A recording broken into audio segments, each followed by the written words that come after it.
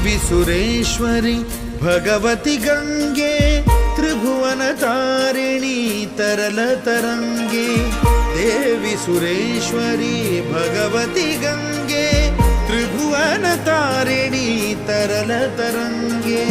शंकर मौली विहारिणी विमले मम मदिरास्तां तव पद कमले। अलकानंदे परमानंदे कुरु करुणामय कातरवंगे। तव तट निकटे यस्य निवासः खलु वैकुंठे तस्य निवासः। सुप्रभात मेरे प्यारे बच्चों, स्वागत है आप सभी का हमारे राष्ट्रभाषा हिंदी कक्षा में। मैं आपका अमित सर। बच्चों, पिछली कक्षा में हमने पढ़ा दादी माँ, जो कि एक बहुत ही सुंदर कहानी थी। आशा है आप सभी को भी अच्छा लगा होगा। हमारे आज के इस वीडियो में हम पढ़ेंगे पाठ 3 हिमालय की बेटियाँ, जिसके रचनाकार है कविवर नागार्जुन। हिमालय हमारे भारत के उत्तर दिशा में स्थित है। हिमालय हमारे देश के लिए गर्व तथा सौंदर्य का सदा ही केंद्र रहा है। यह पाठ हिमालय की बेटियां हिमालय से निर्गत होने वाली तथा भारत के अलग अलग प्रांतों में बहने वाली नदियों को कहा गया है, क्योंकि वो हिमालय के गर्भ से निकलती है। इसीलिए इन नदियों को हिमालय की बेटियां कहा गया है। तो चलिए बच्चों, चलते हैं पाठ की ओर। पाठ को समझते हैं तथा पढ़ते हैं। अभी तक मैंने उन्हें दूर से देखा था। बड़ी गंभीर, शांत, अपने आप में खोई हुई लगती थी। संभ्रांत महिला की भांति वे प्रतीत होती थी। उनके प्रति मेरे दिल में आदर और श्रद्धा के भाव थे। माँ और दादी, मौसी और मामी की गोद की तरह उनकी धारा में डुबकियाँ लगाया करता था। परंतु इस बार जब मैं हिमालय के कंधे पर चढ़ा तो मुझ कुछ और रूप में सामने थी। मैं हैरान था कि यदि दुबली पतली गंगा, यही यमुना, यही सतलज समतल मैदानों में उतरकर विशाल कैसे हो जाती हैं। उनका उछलना और कूदना, खिलखिलाकर लगातार हंसते जाना, उनकी यह भावभंगी, उनका यह उल्लास कहाँ गायब हो जाता है।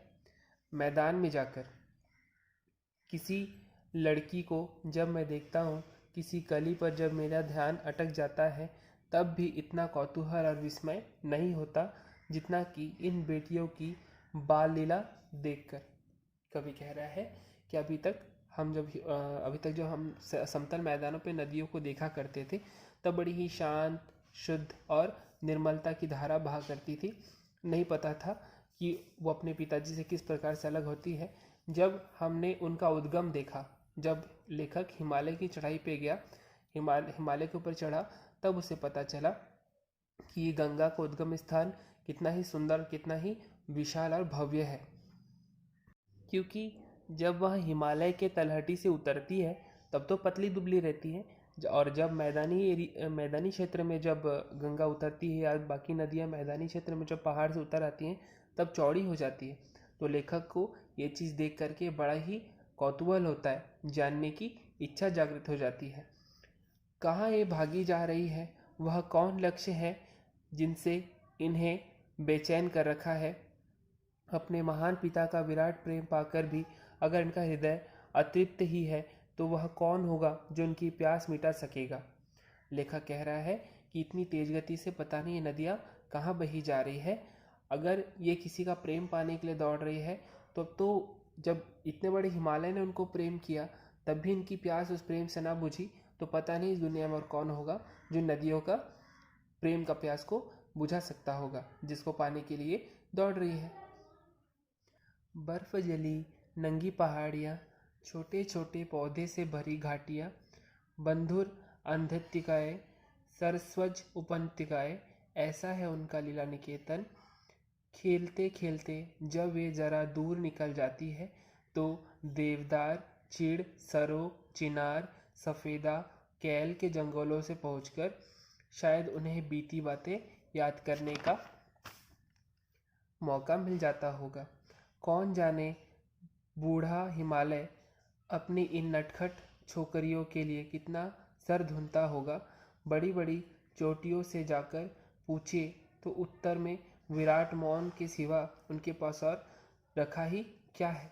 सिंधु और ब्रह्मपुत्र ये दो ऐसे नाम हैं जिनके सुनते ही रावी, सतलुज, व्यास, चनाब, झेलम, काबुल, कुंभा, कपिशा, गंगा, यमुना, सरयू, गंडक, कोसी आदि हिमालय की छोटी बड़ी सभी बेटियां आंखों के सामने नाचने लगती है।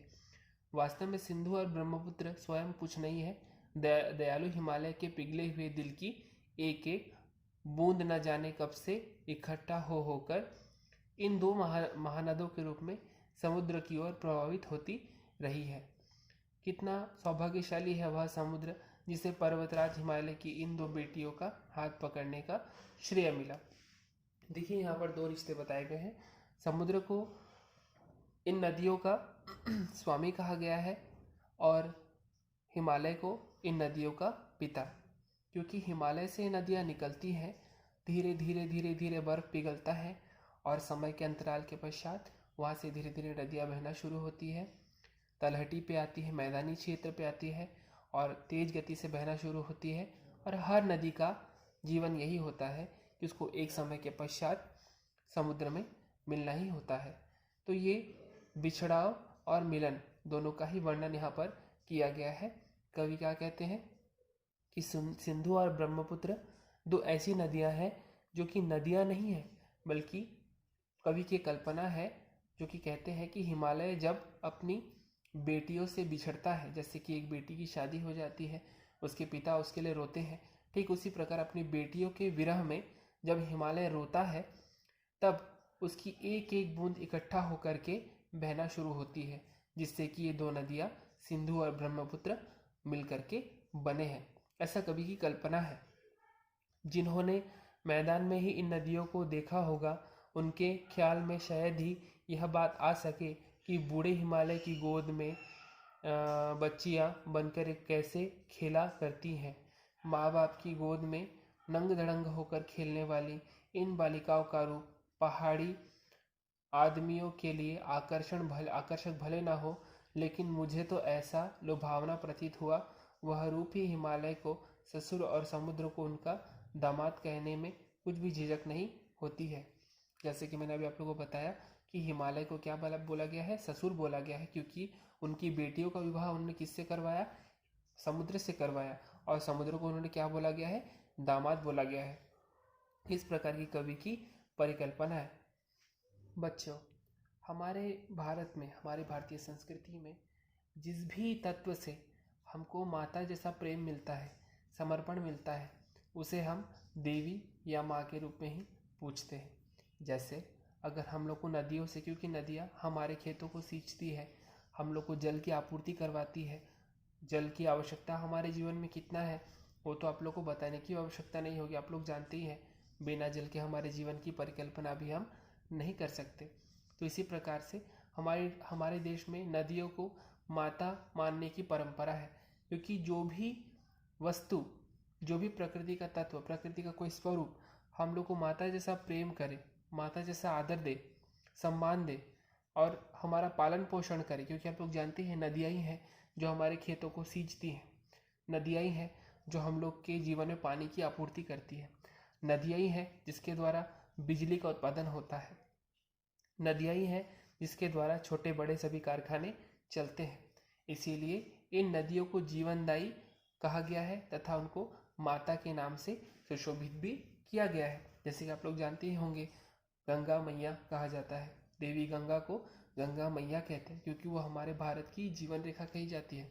हमारे भारत के अधिकांश क्षेत्रों में गंगा प्रवाहित होती है और उस नदी को हम लोग आध्यात्म की दृष्टि से भी देखते हैं। यमुना को भी मैया के रूप में ही हम लोग जानते हैं। तो इस प्रकार से प्रकृति का कोई भी तत्व जिससे हमारे भरण पोषण होता है, जिससे हमारे खेत खलियान खिलते हैं, हमारा जीवन सुखी होता है, उन सभी चीज़ों को हम लोग माता की उपाधि देते हैं। इस पाठ में भी कवि ने बहुत सुंदर तरीके से इस भाव को, मातृत्व भाव को प्रदर्शित भी किया है। तो बच्चों, हमारे आज की कक्षा यहीं तक। आगे का पाठ हमारे अगले वीडियो में। समय है गृह कार्य का बच्चों, जो कि आप लोग को एक PDF फाइल के रूप में हम आपके ग्रुप में सेंड कर देंगे। उसे आपको देख करके लिखना है तथा याद भी करना है। बच्चों, आप लोगों से विनती है कि कृपया रोज़ का काम रोज़ करें। जब जब आपको वर्क दिया जाता है, होमवर्क दिया जाता है, गृह कार्य दिया जाता है, तब तब आप उसको कर लिया कीजिए। कॉपी को स्वच्छ रखें, सुंदर बनाए रखें, हस्तलेख सुंदर करें, बार बार काट पीट ना करें। इन्हीं शुभकामनाओं के साथ में सर्वे भवन्तु सुखिनः। जय हिंद, जय भारत।